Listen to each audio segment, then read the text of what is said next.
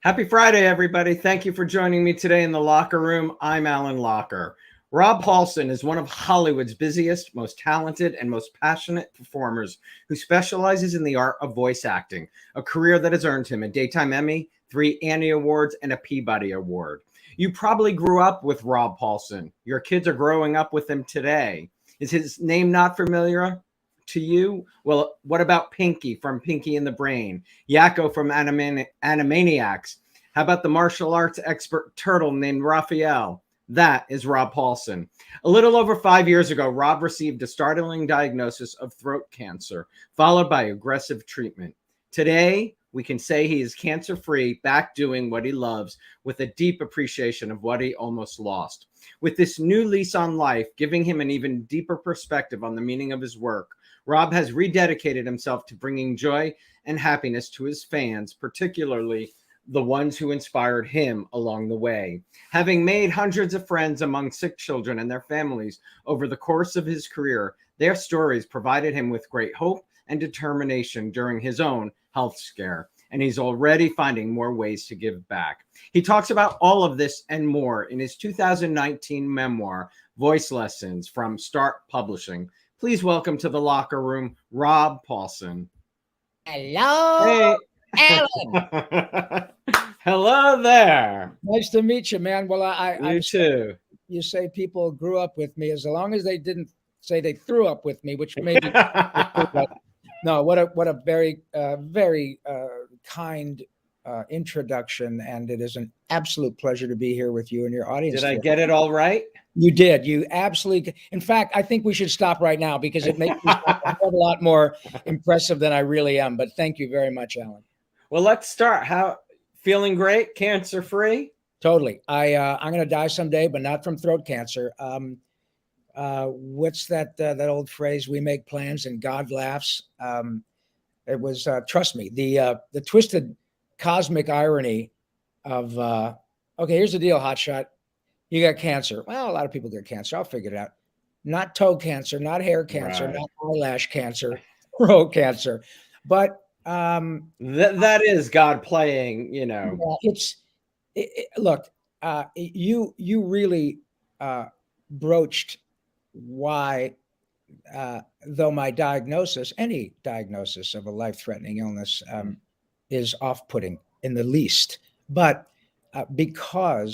specifically because, Alan, I had literally hundreds of children and their parents, many of those sweet kids who didn't make it. Raphael, Donatello, Pinky, Yakko, Carl Weezer from Animaniacs. I mean, from Jimmy Neutron, I lose my own, But the opportunities that Rob, through these characters, had the privilege, really, to speak to children in diabolical circumstances.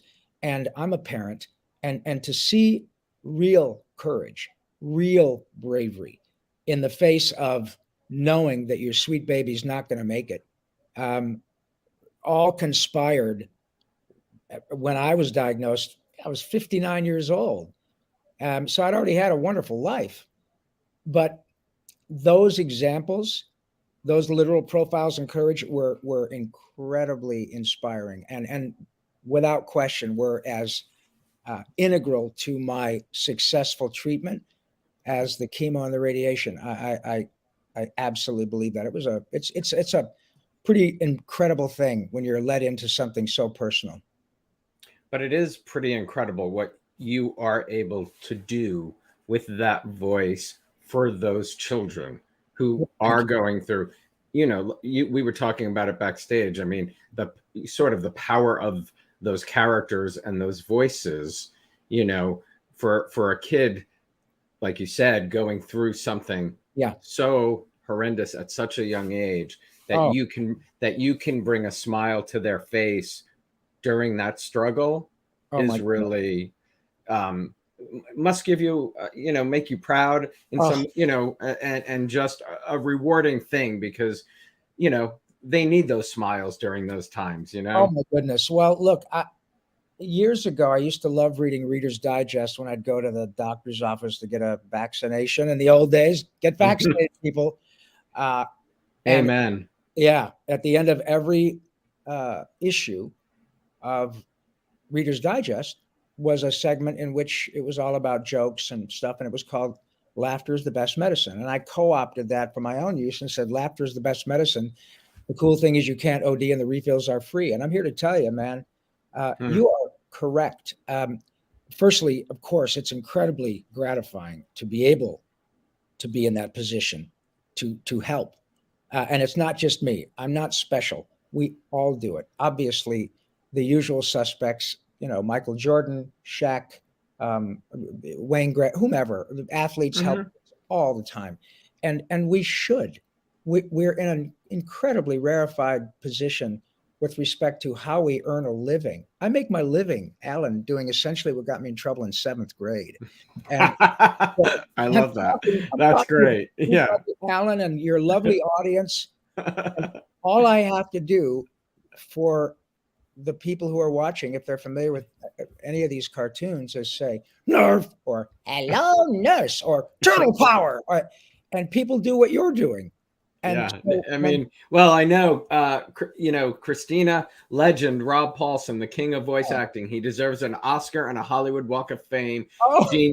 Genius, along with Randy Rogel. And Randy Rogel, yeah, thank you. Yeah, and I think Christina's actually from Ireland. She is. She's. I've had the great pleasure of meeting virtually sweet Christina. She is an incredibly kind young lady, and exemplifies exactly what you and I are talking about.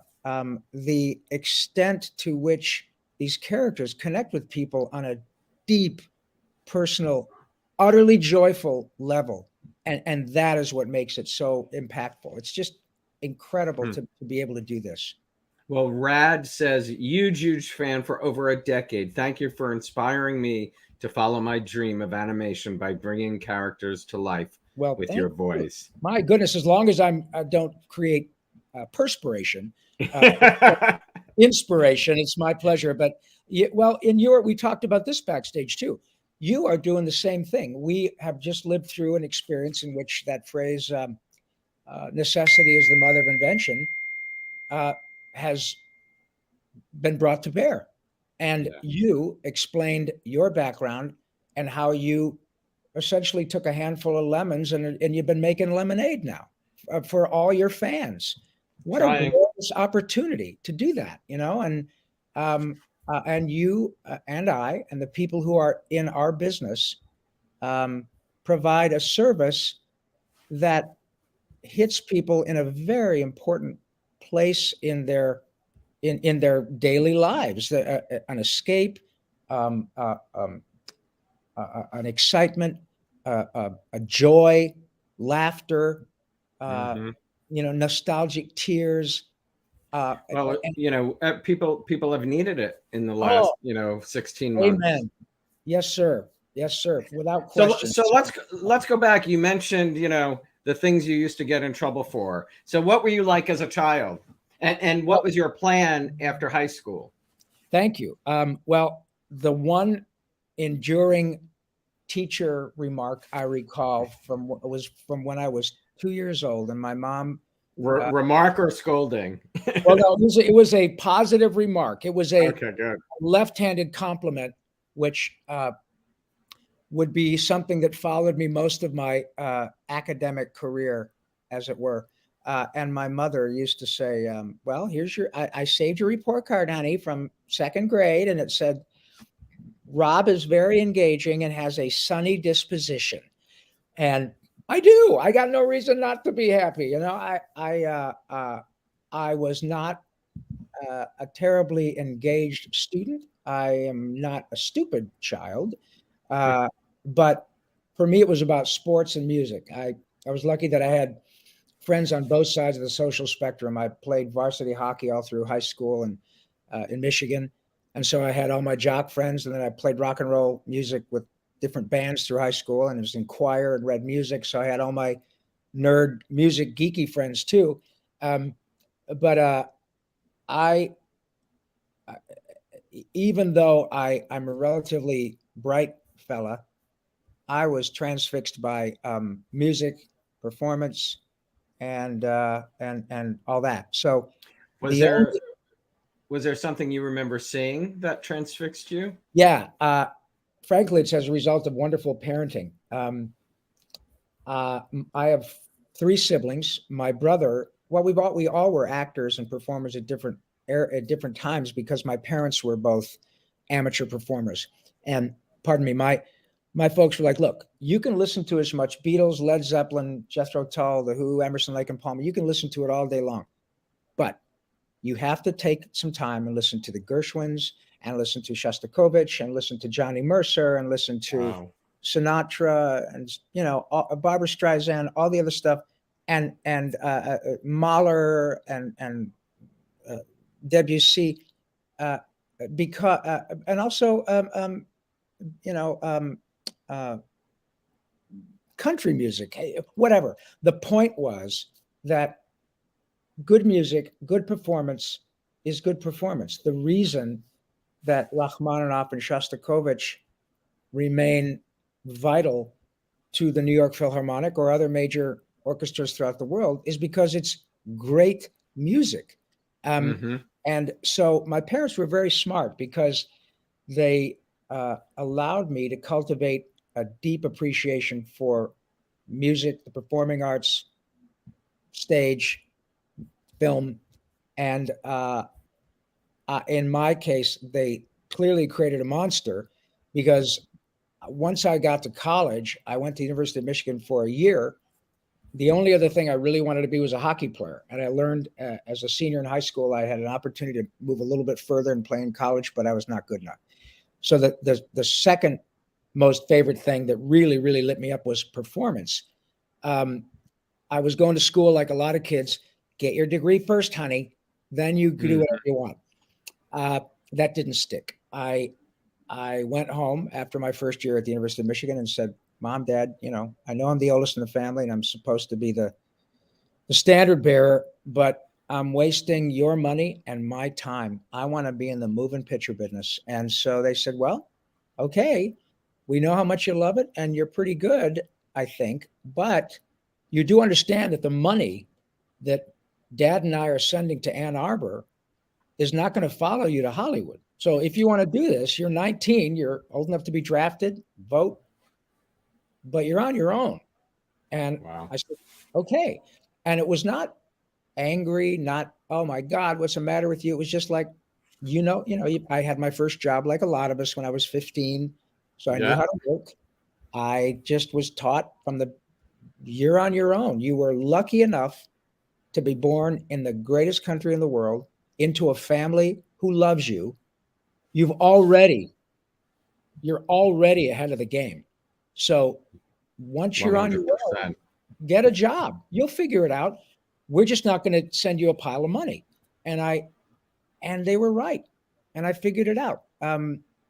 So that's kind of how it happened. But it was not an Did you immediate. perform in Michigan? When sorry, at home in high Yeah, school and stuff like that? when I was a little guy, as I said, I'm the oldest in my family. And when I was very young, the biggest pop star of the day was Elvis. And so, Mm-hmm. as probably a 6-year-old, like a lot of people, I was transfixed by Elvis Presley. And my mom and dad bought me a little plastic guitar. And of course, I wore it around my neck. So, being the precocious child I was, I called it my neck guitar, which I thought was pretty sharp. And so, except I couldn't say, you ain't nothing but a hound dog. I used to say, you ain't nothing but an old ground hot dog. And I don't know what that means. And so my mother would say, now introducing Robin Paulson and his neck guitar singing, you ain't nothing but an old ground hot dog. But I'll tell you what, you've been around performers for a long time. And I'm sure that often you hear a recurring theme, which is uh, once you get a rise out of someone, Alan, I don't care if it's your Uncle Emery or Aunt Helen or a pretty girl or a handsome guy that takes an interest because all of a sudden you sing like a bird or you're very funny, the Yes. hook is set. And most people don't use it for anything more than a nice social interaction. But if the hook is set deep enough, that's when you kind of go, wait a minute. I really love this. Moreover, people who don't know me start saying, you're pretty good, kid. Maybe I am. And then that's what it starts to snowball. But that's really literally how it starts. And I must say, I'm now 65 years old.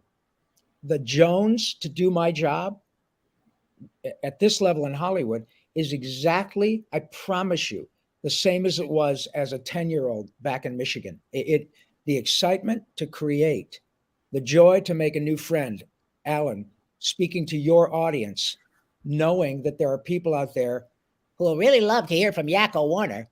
It is the most exciting thing, and it never goes away. And I can't tell you how grateful I am for that. I love that. Did you try, since you were doing Elvis, did you try to sound like Elvis? Yeah, I probably did. Now I've heard probably more Elvis impressionists than Elvis. Yeah, I can't. I don't know how you hear a 7-year-old or an 8-year-old say, thank you very much. It just doesn't quite work the same. But hell, it really was. It's all about the joy of performing. That's really what it's all about. And if you can, and really, irrespective of what it is that brings us joy, whether it's performing, hosting your own podcast, being an engineer, a psychologist, a doctor, a minister, a basketball player, if there's something that you're lucky enough to find that speaks to your soul, and you find that you wake up and you can't not do what inspires you. You literally can't go through a day going, oh my God, I have to sing. I have to dive into this book on quantum theory, because that's what I live for. That's when you're really on to something. And I was very fortunate to find that at an early age. Did you do voices as a kid? Was that something? Yeah, I'm not an impressionist. I would, like kids, I would do my impressions of Bugs and Daffy and, famous actors and stuff, only just because it was fun.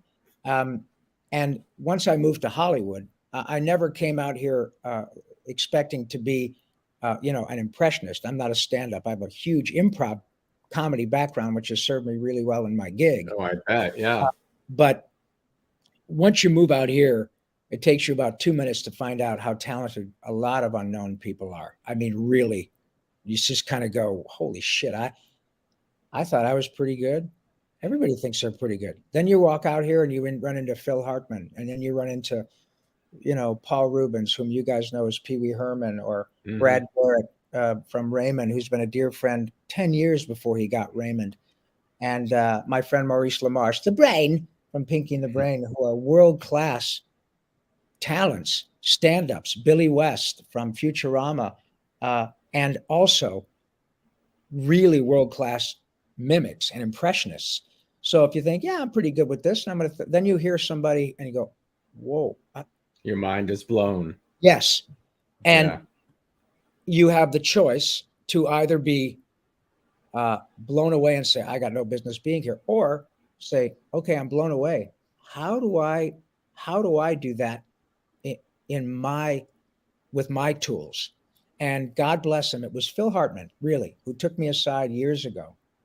And I used to call him and say, Phil, you're terrifyingly inspirational. Your talent is so beyond, and this was long before SNL, so beyond what I'm capable of. But you also inspire me because I want to do that. And he was, I think, 8 years older than I, and he would take me aside and say, Robbie, I appreciate that. And that's the way it's supposed to be. You're not supposed to be like me. You're supposed to be the best version of yourself. And to the extent that I and others can inspire you to figure it out, that's how this works. And it was very helpful. So to take the onus off my shoulder of, I'll never be able to be Phil Hartman. Nobody will.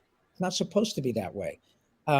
But what it does is give you that feeling of sinking or swimming. It's kind of well, like I said, a little bit frightening, but also exciting, because you're kind of going, every time I figure out a little piece of my own process, or I break through and I create something on my own that gets me a job or gets attention from people whom I respect, when Phil Hartman says, dude, that's exciting. That's when you go, okay, I'm onto it, because they have nothing to gain by telling me that. And that's, those moments are really what, and still continue to make me excited. That's awesome. But when you first got to California, you were actually performing, right? Yeah. In movies and TV shows? Yeah, I was doing what everybody else does. In my case, I was a singer first who became an actor, did a lot of theater, a lot of stage, traveled around the country.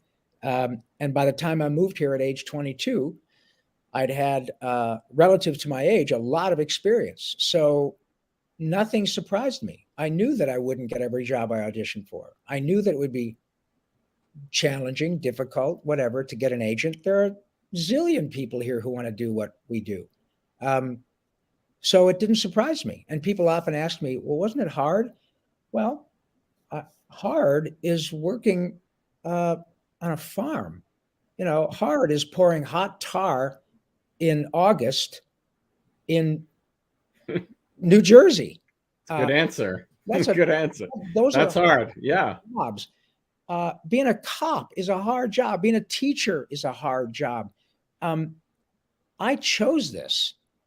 I don't know of any actor, whether they're a run-of-the-mill, just working actor like me. I'm not a movie star. I'm not a celebrity.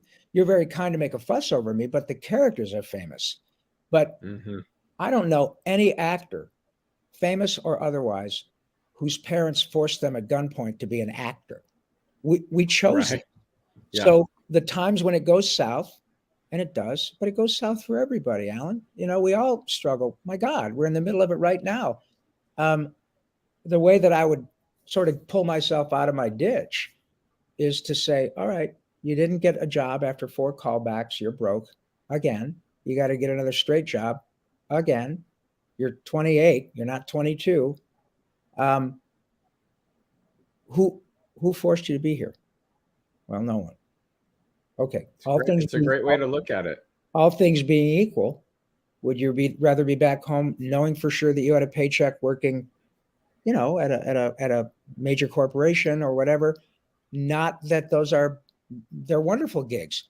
Not for you. It's not for me. So until the difficulty of your circumstance surpasses your desire to be there, I reckon you better suck it up and keep going. And if you decide to change your mind, there's no shame in that. But right now, the answer is no, I wouldn't rather be anywhere else. So then go get a job. Go get a straight job, make $8 an hour, figure it out until you get another audition. And then if you get the job, great. If you don't, get another job. And so I it's really simple. It's not trying to blow off people's concerns about how difficult it is, but we've already touched on it. When something fires your soul up, to such an extent that you cannot imagine being without that feeling, then you'll find a way to get your teaching certificate.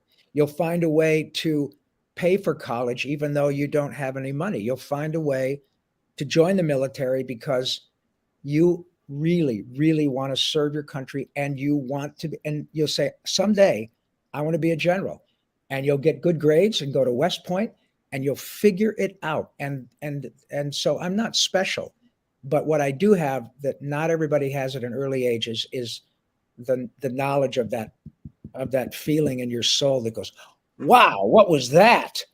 I want more of that. And you were willing to do the other jobs. Whatever it takes. Yeah, you did the straight jobs to have a roof over your head. Yeah. And then when the good stuff came, you were ready for it. Right. Do you have a favorite on-camera role you've ever done? Well, yeah, because there are a handful of them. I did a really nice turn in a wonderful show years ago called St. Elsewhere. Yeah, I was directed by a terrific guy, David Anspaugh, whom I'd known before and auditioned for him before. And I did, I don't know, St. Elsewhere and MacGyver and Amazing Stories, and I don't know, half a dozen movies. But that particular episode of St. Elsewhere was really interesting. I played a young kid who was a Harvard student. As you recall, St. Elsewhere, or you may not recall, but St. Elsewhere took place up in Boston. Yeah, I So didn't remember. yeah, and you wouldn't. I was, listen, I'm old. I was the entertainment at the Last Supper. I've been around. I'm not.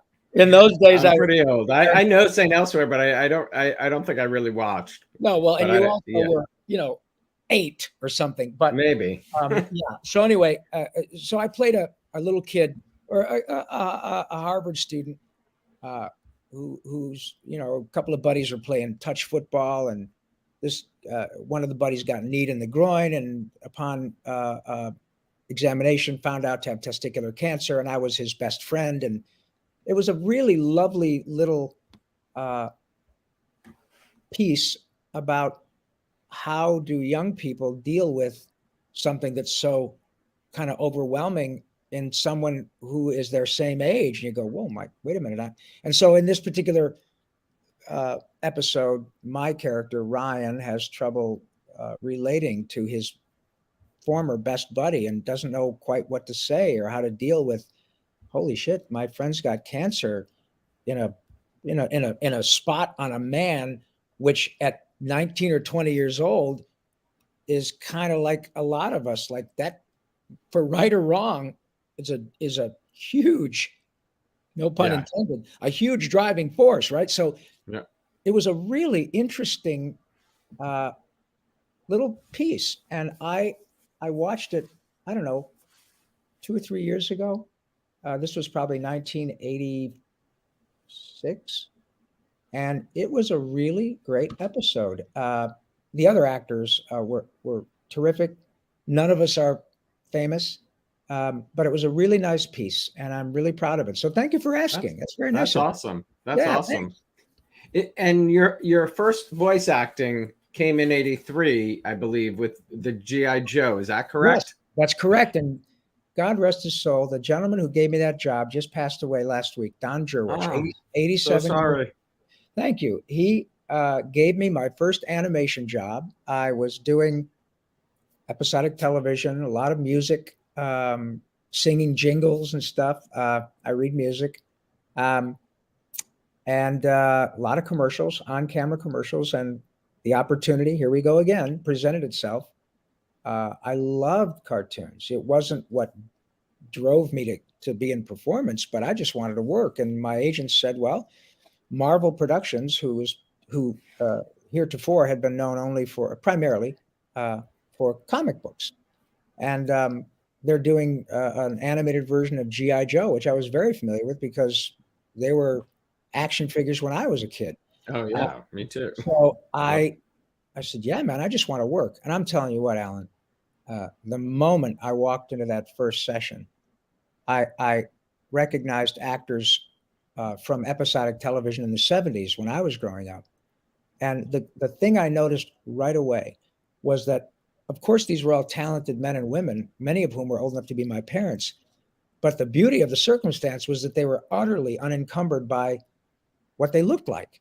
It was the purest form of acting, just like being with your buddies, your friends at school, and saying, let's put on a play.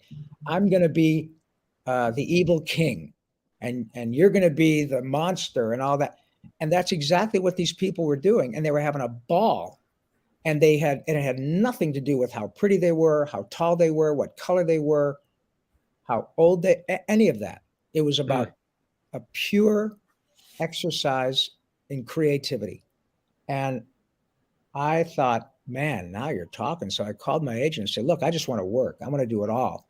But please continue submitting. Continue that. I love that. Yeah. Well, I mean, I can tell you walk into a room very much with your eyes wide open. Yes, sir. Ready to take in the experience. And not everybody is just capable of doing that, or not everybody does it. But I could tell talking to you that you do that. So your voice credits are long, hugely successful. Thank you. Was there a moment or a role where you realized you could make a great living doing animation work and voice work? Yes. It didn't take long. Uh, I don't know if there was a particular role. Let me put it this way. It probably took about a year of starting to do animation regularly, in addition to all the on-camera stuff, before I said, I'm jumping in this pool exclusively. Where I thought, Wow. wow, you start doing this a lot. They're Screen Actors Guild jobs. They pay well when you're working. They create residual payments on the back end. So it doesn't take long for an actor to go, wow, this is a great gig financially. Creatively, you're unlimited. Rather, I take that back. You're limited only by your creativity and the kindness of people to hire you. But Mm. there were two. The first role that changed my professional life was from a clean sheet of paper, a show called Teenage Mutant Ninja Turtles, and I went in to read with a bunch of other folks, and I got this job. And about 2 years later, well, once 2 years after we started recording it, it exploded, and then it became what we know it to be. And now there are what, 7 or 8 iterations and a dozen movies, whatever. That changed my professional life in town, because once you're involved in a hit, even if people don't know you, they say, "Oh, who's the cast of this Ninja Turtles thing?" "Oh, great. Well, I've never met him. I'm now casting at Disney. Let's bring this guy in because he's on Ninja Turtles. Maybe he's really good at other things." Okay, so that changed uh, my personal professional landscape. But if that show, Your cash my or cash, something. right, my cachet, yeah. If Yeah. if that changed my professional, if that changed my career a bit, then a few years later, uh, there's a show that ended up, it's now back on the air, called Animaniacs. And that show changed my life because Mm. it was the perfect example of opportunity, or rather, luck is when opportunity meets preparation. I was 35, 36 years old. I'd already been working a lot in animation. I'd been singing since I was literally a little boy, learning to read music in high school, singing in character just because it made me happy. I started getting a couple of gigs with my singing voice in animation. And this was a clean sheet of paper with people whom I'd already known and worked with. Steven Spielberg, huge orchestra, music in every half hour. And it's the only time, and by the way, like you said, my eyes were open and I was very cognizant of what this opportunity meant. And it's the only time in my career where I walked up to the producers whom I knew well and still do, and said, if you guys don't hire me for this, you're making a mistake. And it was half Love kidding. that. Um, Obviously, I had to audition just like anybody else, but they knew what I was about, and I knew what this show was going to be about. And I was right. That changed everything for me because it allowed me to use all the arrows in my quiver. I could sing, I could sing in character, uh, I could improvise. Um, the jokes were hip. I'm a good actor. It all came together at a really remarkable time under the tutelage of Steven freaking Spielberg. So Yeah. if you're going to It take the, doesn't. yeah, Yeah, exactly. If you're going to take something. yeah, But let me ask, Yakko, Yes, you created from scratch? yes. And I also do a character on that very same show called Dr. Scratch and Sniff, who is a studio psychiatrist. So you were very good in saying Yakko. You created that from scratch. And they'd say, yeah, I did. And I'm also Dr. Scratch and Sniff. And then there was a spin-off of another character in that show called Pinky. So yeah, that was a man, that was the trifecta. I got to be Yakko, Pinky, and Dr. Scratch and Sniff in one freaking show. And now it's back on Hulu. Man, it's remarkable. So take me through that. You had to audition. Yeah. Did the creators, Steven, somebody have an idea of what Yakko's voice, what they wanted for that voice, or do you come in and just, you take your idea, present that, and then they, come to you? I'm curious what the process is. And the quick answer is yes, across the board. What happens generally is that a producer says, okay, we're creating this show, and the three main characters are called Yakko, Wacko, and Dot. They are three characters who've been locked away in the Warner Brothers water tower because they were old animated characters from the golden age of Looney Tunes, but they were just too difficult, crazy, ran amok, and we locked them away in the water tower. So Three Stooges, maybe that kind of vibe, slapstick. Marx Brothers, yeah, a little like that. Old-timey kind of Hollywood, definitely. Musical, yes. And so when I first auditioned, all of those things come into play. Okay, Rob, what have you got for this? Here's what, they give you a bit of a breakdown of the description of the character, how the characters interact with one another, the sort of ethos of the show, of the story. So what do you got? And all of us that are lucky enough to get an audition, in this case, it was, I don't know, 400 or 500 people, both here and in New York, over the course of a couple of months. I had 6 callbacks on that show. But because it's a clean sheet of paper, nobody really knows what they want. And they're very clear about that. It's a difficult thing for an actor because the producers say, we'll know it when we hear it. So on the one hand, you go, well, Jesus, can't you give me more than that? And they say, well, here's what we can give you. On the other hand, if you look at it as a platinum opportunity, like I did, oh my God, I got a zillion ideas. Right. They gave you canvas to play on. Right. They didn't say, just limit it to 2 or 3. They said, what have you got? Well, if you're prepared, and I certainly didn't know at 15 years old that I would be prepared at this moment, but I was. And having an improv background, not being afraid to fail, not being afraid to try something, and they go, nah, not taking that personally. You go, okay, ding, it goes off your head. You try it again. Got anything? Got something else? I sure do.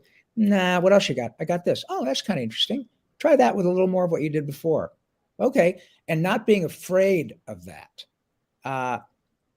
I took that as an incredible opportunity, not as something that was limiting.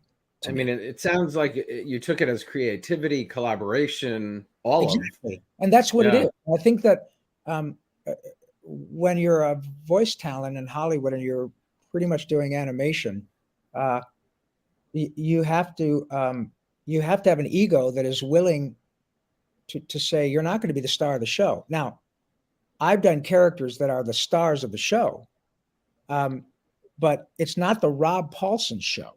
Right. It's Animaniacs. It's Jimmy Neutron, Boy Genius. It's The Tick. It's The Mask. It's Darkwing Duck. It's Goof Troop. It's Pinky and the Brain.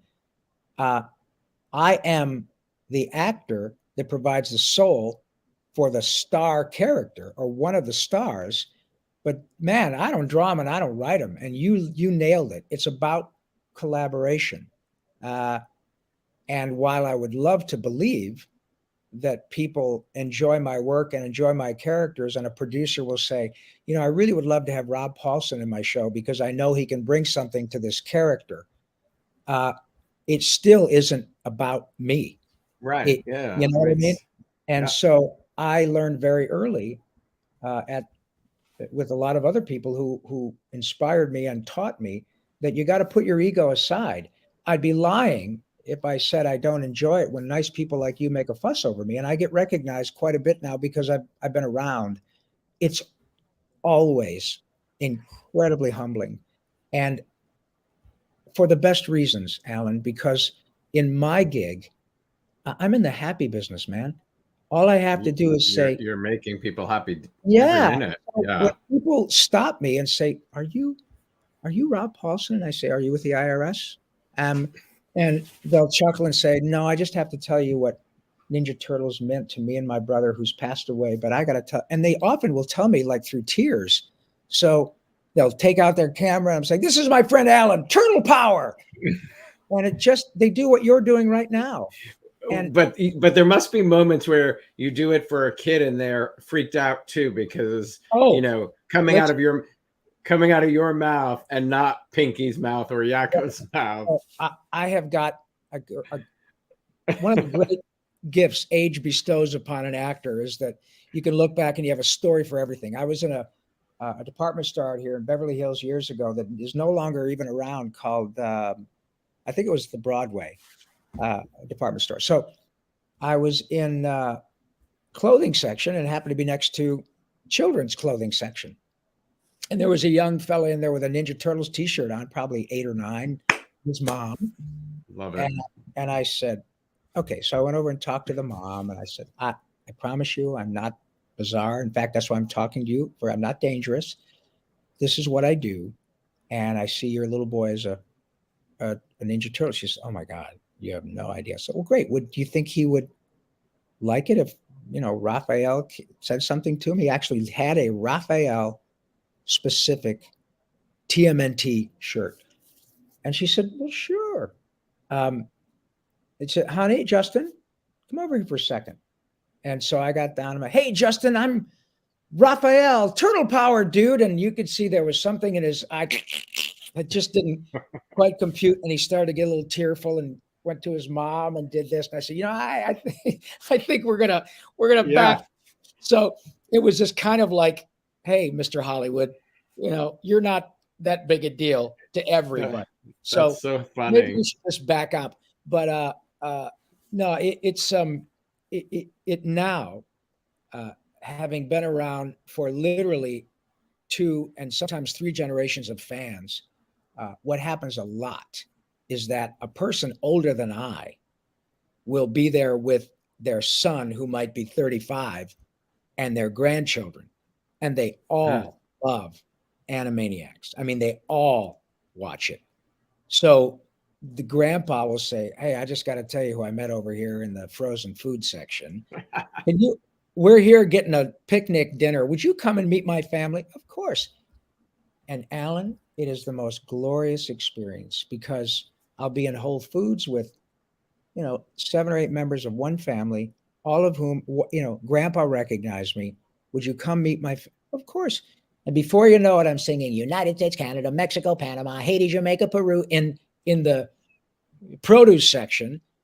And somebody starts to laugh, and then somebody says, are you the guy? I said, I am. Oh my God. And then somebody else comes. It's just fabulous. It is amazing, the power of voice. It is. And the power of joy. And I know it happens to my friend Tom Kenny, who's SpongeBob, as you can imagine. I can imagine. My niece, who is now 30, still has the voicemail on her phone machine that Tom Kenny called her 18 years ago, because she said, hey, Uncle Rob, do you think SpongeBob could call me? And so I called Tom and said, would you call my niece Megan in Brunswick, Ohio? Of course he did. And she still has it. And she plays it, I don't know, for friends all the time from when she was 12 years old. And she will never, never, never not have some recording of it somewhere. It's powerful stuff, man. And to be the generation thing you just said too. Yeah. One of your fans, Michael, wrote to me saying, going back to Transformers and G.I. Joe, you are a huge part of my own childhood, and now my own kids love your work. There you go. You are absolutely brilliant, and your legacy is massive. And I'm so inspired by your creative talent. My goodness. He had a question. When you get a character to voice that is already iconic, how do you balance making it your own and honoring the original? Great question, Mike. And thank you very much for your kind words. That sort of compliment is like air to me. I really, truly don't know what to tell you, how to tell you what that truly humbling. Thank you. Well, I am not known for doing that. I'm not very good at it. As I said a bit earlier, I'm not a particularly good impressionist. My friend, I got a couple who are really good at that. My friend Jim Cummings, who is the voice of Winnie the Pooh, Tigger, and the Tasmanian Devil, and Ray the Firefly in Princess and the Frog, and Darkwing Duck, is a guy who is incredibly gifted at creating original characters, but also doing iconic characters at a high level. I mean, it doesn't get much more iconic than maybe Winnie the Pooh and Mickey and Goofy. And those characters were established long before people my age came to Hollywood. Seriously, yeah. So Jim Cummings has been doing Winnie the Pooh for, I don't know, 25 years, 30 years. In fact, he did it in Christopher Robin with Ewan McGregor. Brilliantly. Same thing with Tigger and the Tasmanian Devil, you know, all of that. I don't know that I have any that have been established before I took over. I can only imagine, Mike, that, well, I know, not I can imagine, I know, because another good friend of mine, Bill Farmer, has been the voice of Goofy for 35 years. And I think only 2 other people had done that before him, starting in the 30s. And so what you do is you, first and foremost, understand the soul of the character and what it is about that character that really touches people on a deep level, so much so that you see people in their 80s and 90s at Disneyland wearing Goofy t-shirts all day long. And they're and all they want to hear is, when they meet Bill Farmer, is "yeah," and that's all they need. "Yeah." I can't do it. And the smile goes from ear to ear. Instantly. Yeah, so seriously, instantly.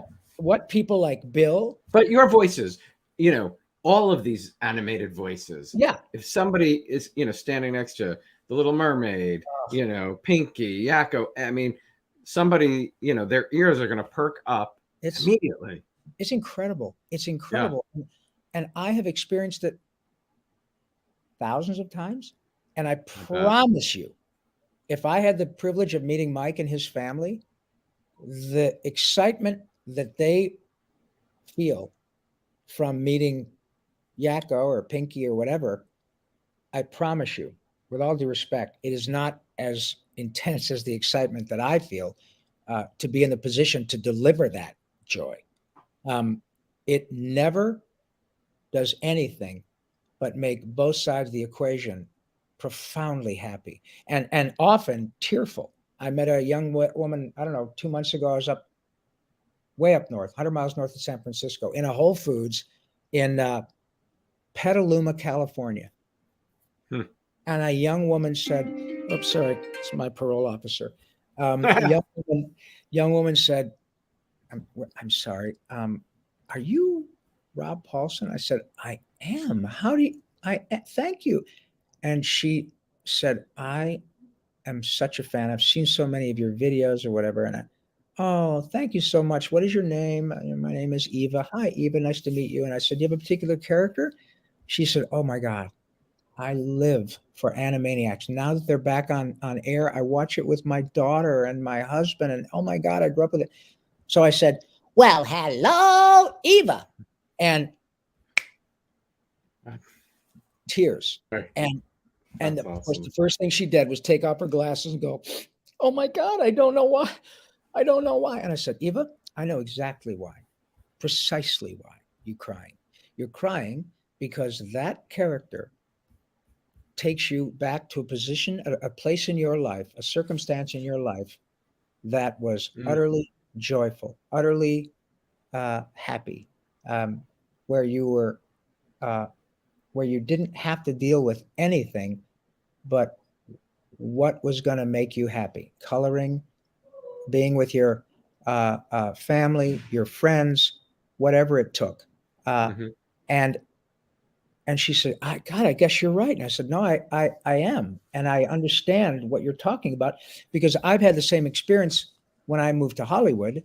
And I had the opportunity to work with Mel Blanc, who was Bugs, Daffy, the original, Tweety, Elmer Fudd, you know, Mr. Spacely on Jetsons, you name it.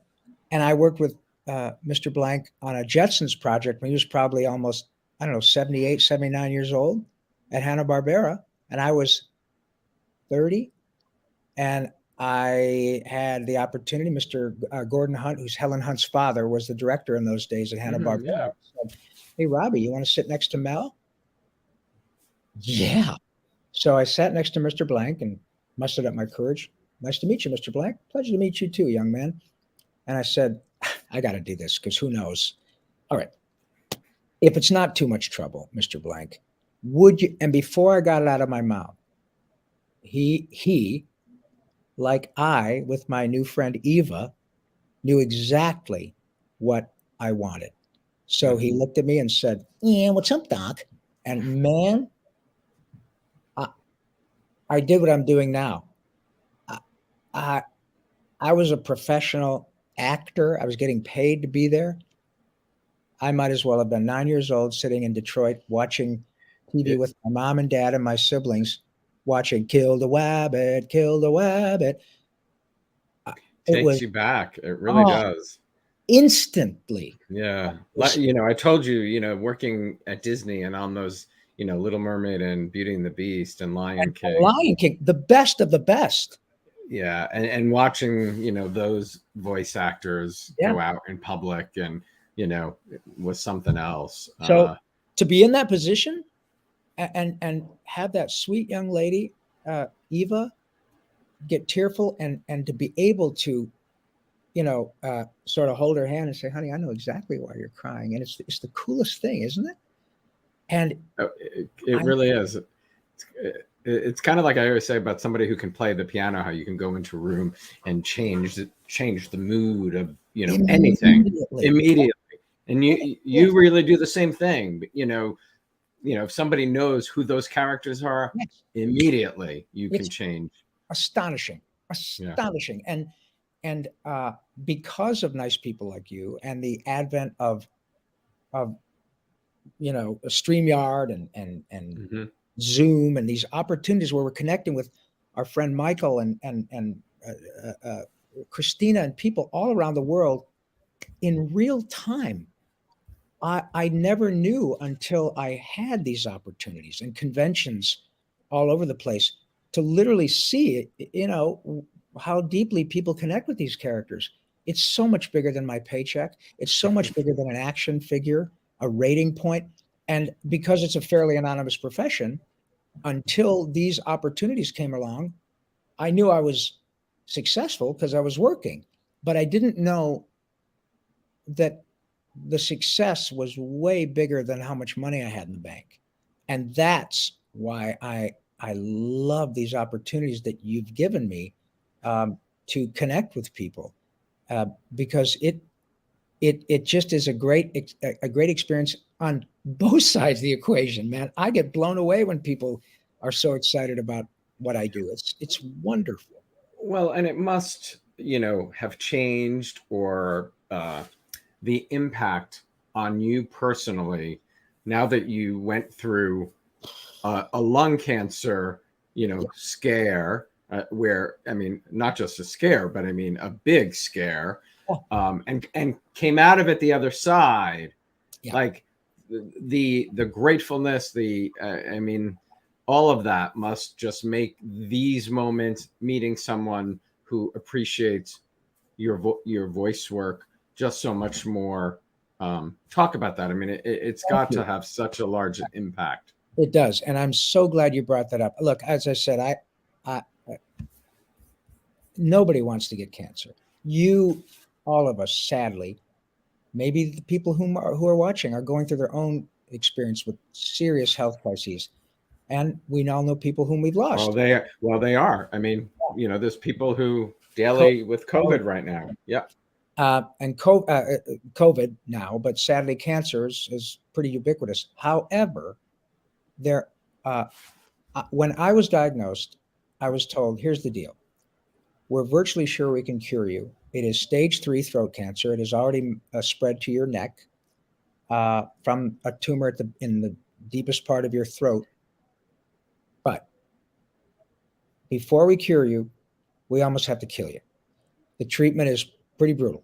We're not going to sugarcoat it. You're not a little kid. We don't have to talk to your parents and warn them. It's rough for obvious reasons. Mouth, throat, you can't eat, can't swallow, drinking water. You might as well be drinking gasoline. However, when you get through it, you will survive. You will die someday, but not from this." Of course, my question was, well, will I be able to do my job? And they said, "Well, the truth is, we don't know. We do know that the tumor is not on your vocal cords, so we don't have to, remove your voice box. But it's pretty brutal. You're going to be able to speak, but there will be side effects, some of which may be permanent. They could range from this to this, but we know we can save your life. We just don't know how everybody's different. Cut to this lovely conversation we're having now. I am so grateful that you asked me about my cancer treatment, Alan, because I'm fine. Moreover, I'm able to do my job at the same high level. In fact, the reason that it's, I believe, imperative that you ask me about my cancer is because this technology that allows us to do what we're doing also allows us to spread information instantaneously. Correct. I am now, as you suggested, I have a sense of empathy that I could not have developed were it not for my cancer experience. So now, when I literally hold someone's hand or figuratively talk to them about my experience, I'm an expert now on what goes on with this treatment. So when I say to somebody, "Oh, honey, I get it," I really do. And moreover, because you've asked me about it, there may be somebody watching us right now who says, "Holy shit, my Uncle Larry was just diagnosed with stage 3 metastatic squamous cell carcinoma, just like Rob Paulson. My Uncle Larry is the guy who turned me on to Pinky and the Brain in college. Uncle Larry, you got to see this thing I just watched with, Alan Locher and this guy, Rob Paulson. Remember Pinky and the Brain? Okay. I want you to watch Pinky and the Brain on Hulu now, because the episodes that you're going to watch now from 2020 or whatever, this guy, Rob Paulson, went through stage 3 metastatic squamous cell carcinoma. He had the daylights beat out of him with chemo and radiation. But Steven Spielberg hired him again, and Uncle Larry, we can't tell the difference. You got this, dude. That's why it's so important that you asked, because this is where the phrase "we're all in this together" is important. It's not about celebrity. It's not about being an actor. It's not about cartoons. It's about the fact that because I am who I am and do what I do, the fact that I didn't have foot cancer, I had throat cancer, puts me in a position to help, but only if I have people like you to enable me to help. And that's why all this technology is so important. It's not just about spreading lies and innuendo about the vaccine and how difficult all this is to try to get through in the election, all that. There's a lot of help that can be given. I know what I'm talking about. No, I'm doing this and I still know what I'm talking about. And we can help you're right. And it's interesting because, in people having conversations with me, about this show and if I'm enjoying it, would I like to continue it? Yeah. And it's interesting because it is sort of celebrity based, but I said there's something we can learn in every conversation. Every time. And this is the perfect example of what you can learn and what, and I've had sadly, my mother did die from lung cancer. Oh, I'm so sorry. But but she was a smoker, big smoker. Yeah. But I just think these are things important. And that's why I love that you decided to put your memoir out and share it. Talk about that. Like, was there a moment that, during the treatment or after where you decided, it's important for me to put this on paper? Yes. In fact, I had many very sweet, kind, well-meaning fans who would say, "Man, oh man, you've been doing this forever. You should put out a memoir." And I thought, well, that's very kind of you, but I think the last thing the world needs is another Hollywood memoir from a non-celebrity. As I said, it's not false modesty. I'm really good at my job. I ought to be. I've been doing it for 40 years. But my story, you wouldn't be doing it still if you weren't good at your job. 40 years. But in terms of it being an interesting book, you know, I have been married to the same lovely woman for 35 years. I had a lovely childhood. My parents were married for 54 years. I love my siblings. I've not been to rehab yet, but I don't have any. I mean, my career is fantastic, but my life, once, you know, outside of that, is pretty, fortunately, average. But once I had cancer, and not liver cancer, I had throat cancer. That's when I thought, you know what, now you can do some good. Now you can really, especially if you embrace it. I've now for 2 years been the spokesperson for the Head and Neck Cancer Alliance. To those, sadly, over 600,000 people this year will be diagnosed with head and neck cancers.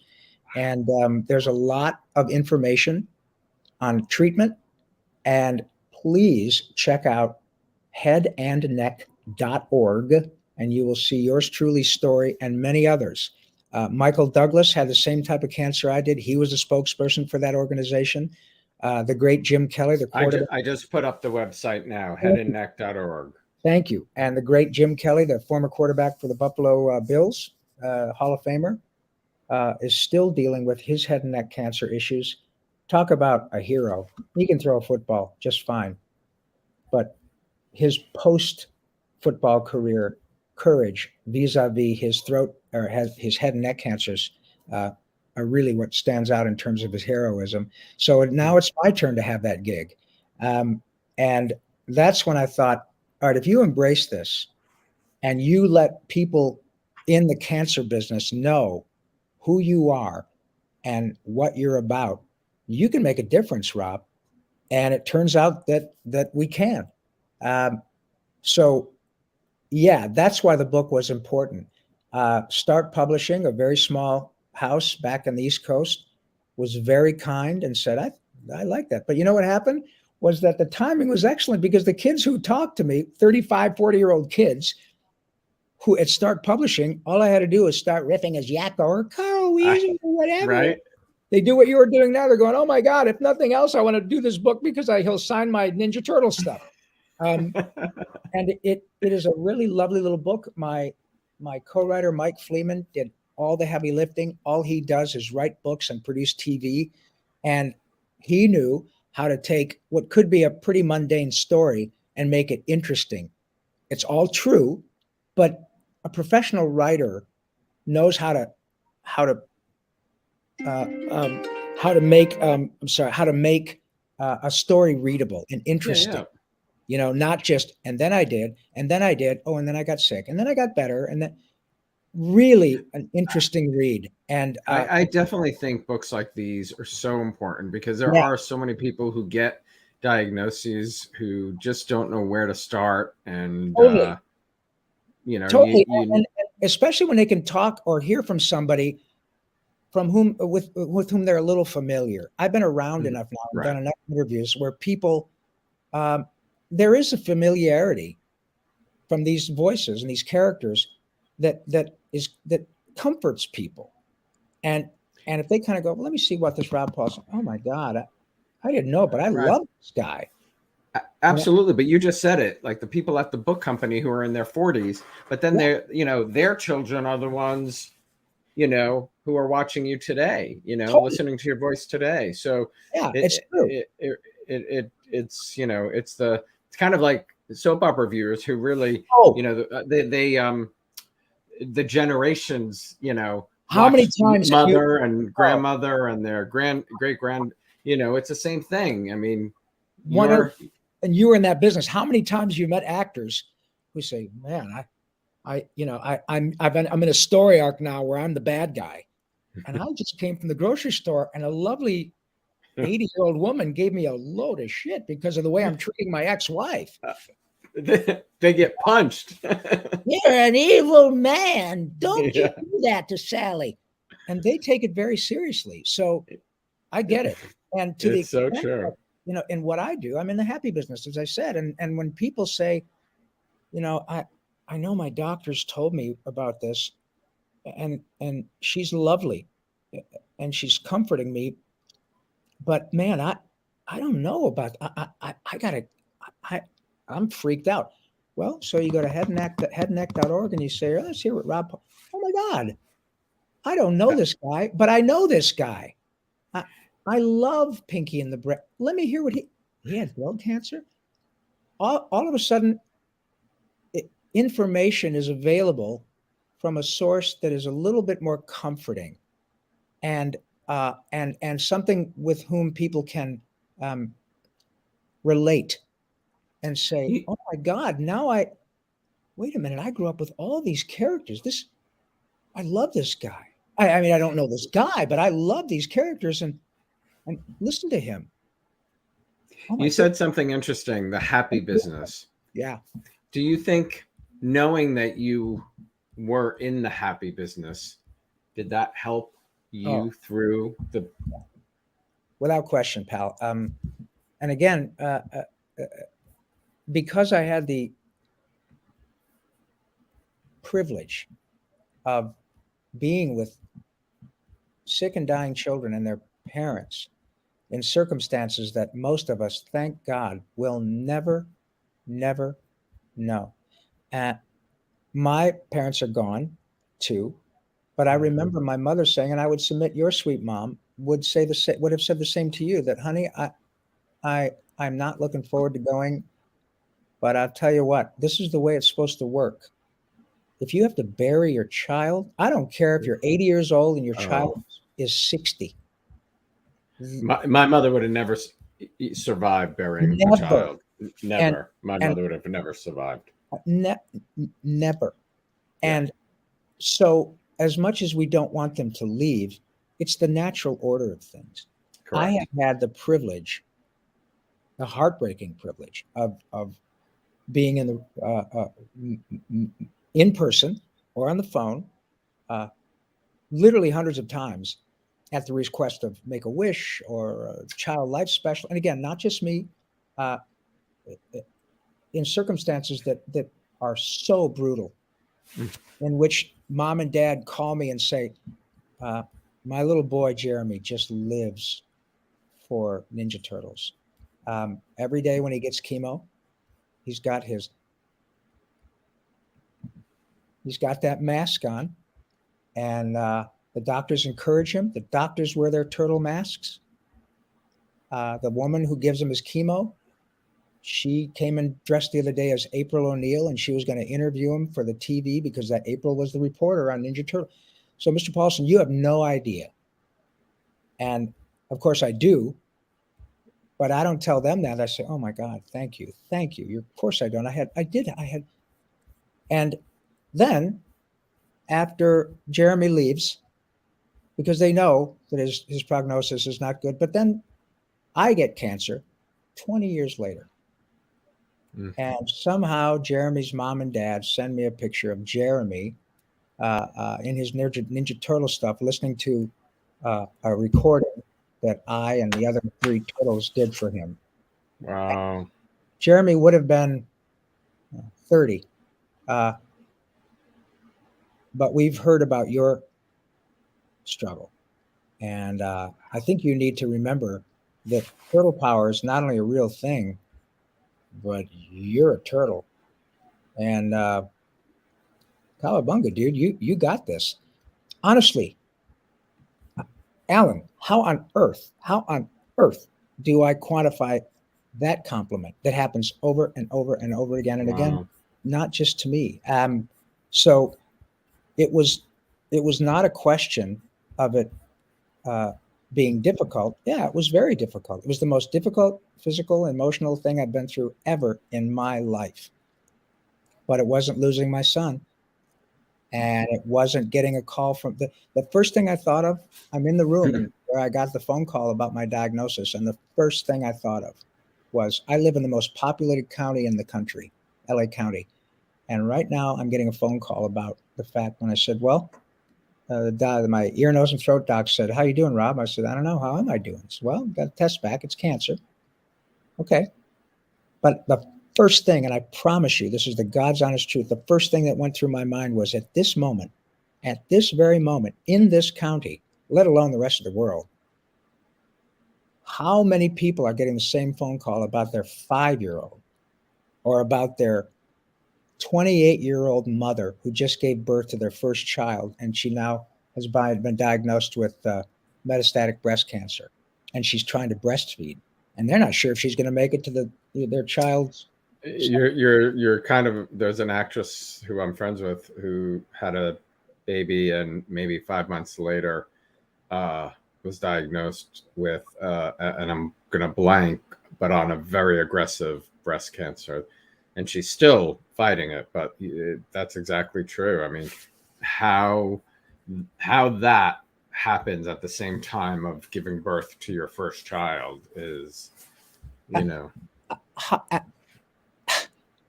Clearly, Yeah. I have trouble speaking. This is the time when I start to get tongue-tied, because obviously no one can make sense of that. Right. In my context, yeah, it was a little bit ironic, but I was 59 years old, man.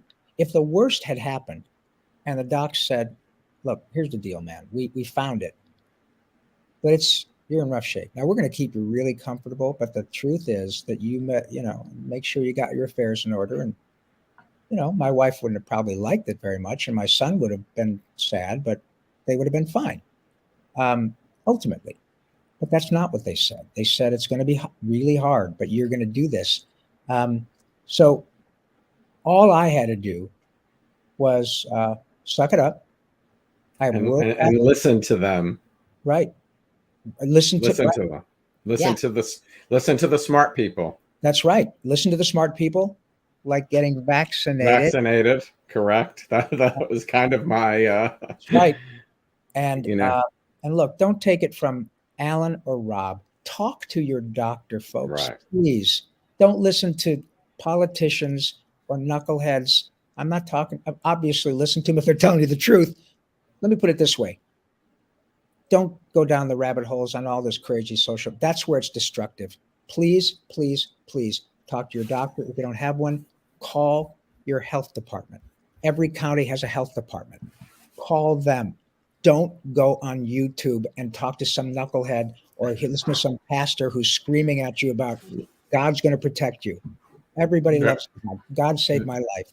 Okay. Very, very true. Very true. That's I want to ask you, how has the voiceover industry been affected due to COVID?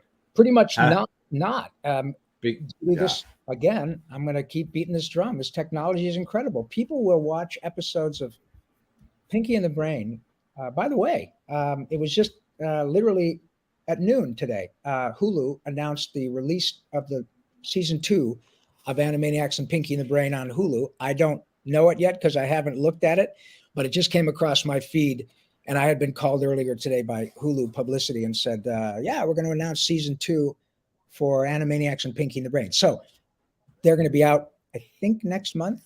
Anyway, you can find out. But the point is that because of this wonderful technology, there are going to be episodes of Pinky and the Brain in which yours truly recorded my episodes at our vacation place up in San Simeon using a really great microphone surrounded by a bunch of pillows. Well, I just found out season 2 of Animaniacs premieres Friday, November 5th, and will run for 13 episodes. Woohoo! So, that's awesome. Hello, paycheck. Yeah. So congrats. Thank you, buddy. And we're just completing season 3. And hopefully Mr. Spielberg will use his prodigious sway to say, well, Rob, let's give you another car payment and do season 4. So thank you very much. There's that technology we're talking about. You pushed a button. To look it up. Yeah, to look it up. I did. And you're also going back out on the road with Animaniacs, right? Yeah. In concert? Yes, thank you. People can go to animaniacslive.com. And my partner, whom you referenced earlier, Randy Rogel, who wrote most of the songs that people fell in love with Animaniacs 25 years ago, including the song. Is this right? Did I spell it right? No, I don't think I did. No, that's Animaniacs. It's Animaniacs. Yeah. And Randy There you go. Thank you. Randy wrote that incredibly, it is iconic, I can say that with certainty, song in which my character Yakko enumerates all the countries of the world and goes, United States, Canada, Mexico, Panama, Haiti, Jamaica, Peru. It's called Yakko's World. And I think there are probably a number of different versions of it on YouTube, but it's a 2.5-minute cartoon.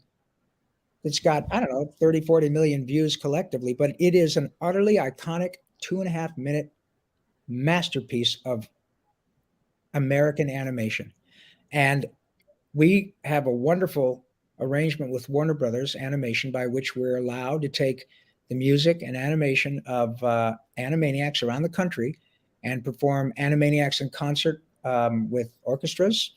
And we're booked a lot starting next year. We've got gigs this year coming up in August in Phoenix, which is going to be pretty hot. And also in Virginia in October, but we really start killing it next winter, January and February. In January, we're going to be, I think, in Cleveland, Detroit, Milwaukee, New York. Everybody should check out the website because all the dates and all the dates. But great. and you'll be able to see clips. It's so much fun. And my friend Randy is won half a dozen Emmys for the work he did on Animaniacs, and you'll understand why at the downbeat. He's a remarkably gifted fellow. And all those characters show up and we sing and laugh and get you an autograph. And boy, it's entirely too much fun. You are a delight, Rob. Thank you. Thank you so much for doing this and being here today. Thank you. Really a pleasure to meet you. Keep doing what you're doing and keep making people happy. Well, I sure will. And as I said earlier, folks, the laughter is the best medicine. The cool thing is you can't OD and the refills are free. So stay healthy, keep smiling. I need to that on, I need to put that on a loop. Laughter is 100% the best medicine. It is. And at this moment, the only thing that might be better medicine is the vaccine. So please get it. Okay. Thanks, guys. Have a great weekend, Rob. You too. Thank you again. Bye-bye. Thanks, everybody, for watching today. Thank you, Rob Paulson, for being here. Don't forget to pick up his memoir, Voice Lessons, and check out animaniacslive.com for all the dates. Don't forget to subscribe to my YouTube channel if you haven't. It's down below. Turn on the notifications to get reminders for all upcoming episodes. And I will see you all next week. Have a great weekend, everybody. And like Rob said, get the vaccine.